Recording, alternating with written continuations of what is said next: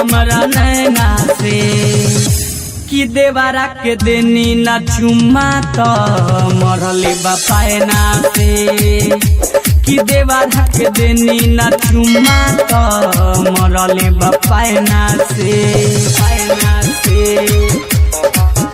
पायना से पायना से पायना से। Music by Pappu Singh.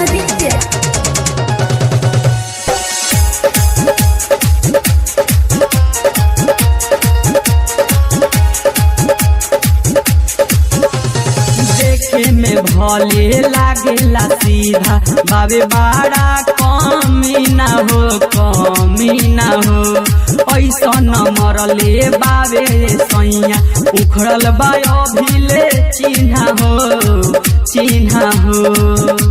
बाबे खखुआइल रहता पगलाइल आइल जब चैना से आइल घर चैना से कि देवरा के देनी न चुम्मा तो मरले बापायना से कि देवरा के देनी न चुम्मा तो मरले बापायना से पायना से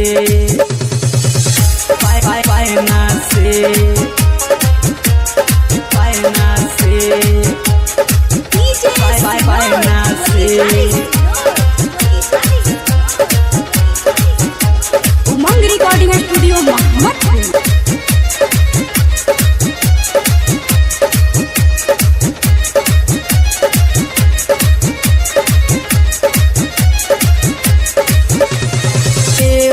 राजू राजा पप्पू आजा हाली घर हो करती बड़ा चंचलावा बोली न पूछू डरे हो करेला रोज बवाल भइल बुरा हाल देखिले मुँह आयना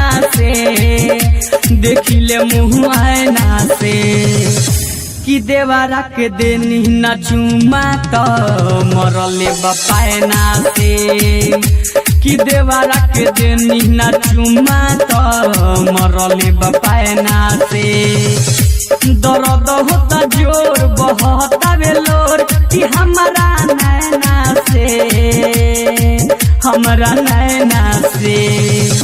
कि देवरा के देनी न मरले बापायना से कि देवरा के देनी न चुम्मा तो मरले बापायना से पायना से।